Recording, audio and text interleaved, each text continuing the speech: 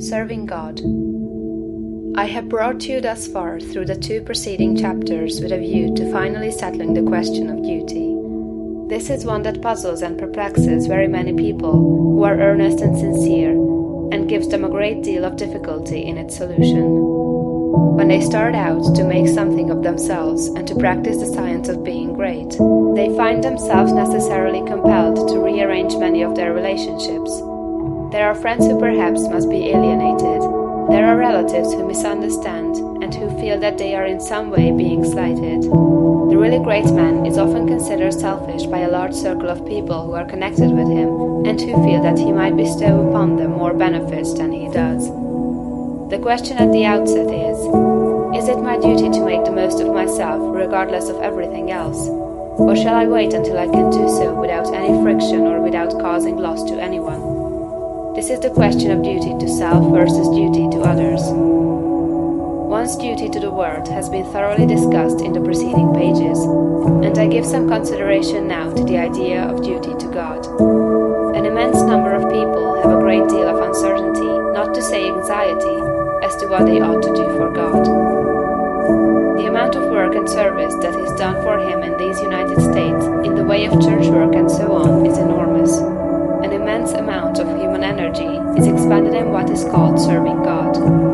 I propose to consider briefly what serving God is, and how a man may serve God best, and I think I shall be able to make plain that the conventional idea as to what constitutes service to God is all wrong. When Moses went down into Egypt to bring out the Hebrews from bondage, his demand upon Pharaoh, in the name of the deity, was, "Let the people go, that they may serve me." He led them out into the wilderness, and there instituted a new form of worship, which has led many people to suppose that worship constitutes the service of God, although later God Himself distinctly declared that He cared nothing for ceremonies, burnt offerings, or oblation, and the teaching of Jesus, if rightly understood, would do away with organized temple worship altogether. God does not lack anything that man may do for Him with their hands or bodies or voices. St. Paul points out that man can do nothing for God does not need anything. The view of evolution that we have taken shows God seeking expression through man.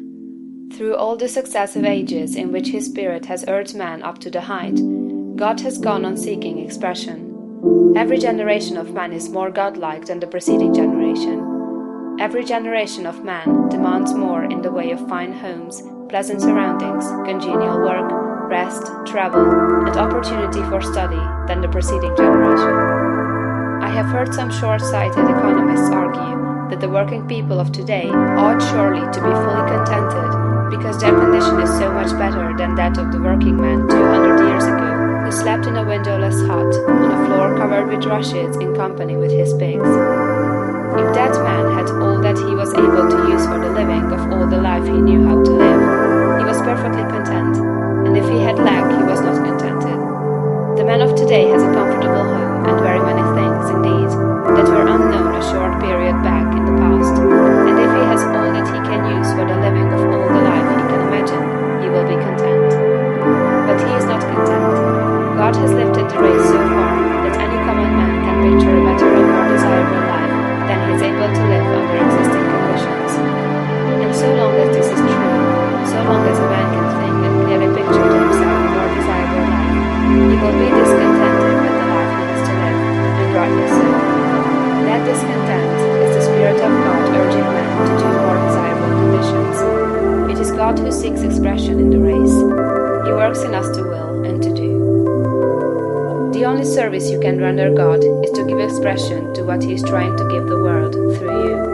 The only service you can render God is to make the very most of yourself in order that God may live in you to the utmost of your possibilities. In a former work of this series, The Science of Getting Rich, I refer to the little boy at the piano, the music in whose soul could not find expression through his untrained hands.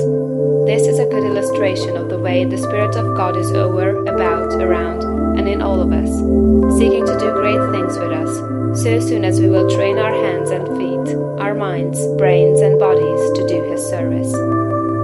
Your first duty to God, to yourself, and to the world is to make yourself as great a personality in every way as you possibly can.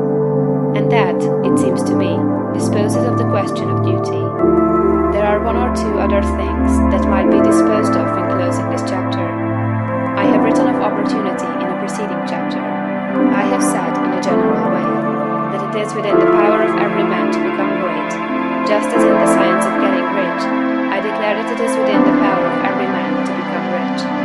But these sweeping generalizations need qualifying.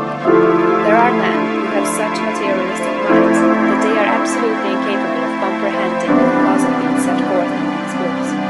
There is a great mass of men and women who have lived and worked until they are practically incapable of thought along these lines, and they cannot receive the message.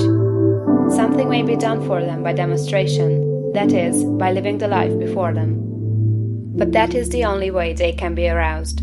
The world needs demonstration more than it needs teaching. For this mass of people, our duty is to become as great in personality as possible, in order that they... Serving God. I have brought you thus far through the 2 preceding chapters with a view to finally settling the question of duty. This is one that puzzles and perplexes very many people who are earnest and sincere, and gives them a great deal of difficulty in its solution. When they start out to make something of themselves and to practice the science of being great, they find themselves necessarily compelled to rearrange many of their relationships. There are friends who perhaps must be alienated. There are relatives who misunderstand and who feel that they are in some way being slighted. The really great man is often considered selfish by a large circle of people who are connected with him and who feel that he might bestow upon them more benefits than he does. The question at the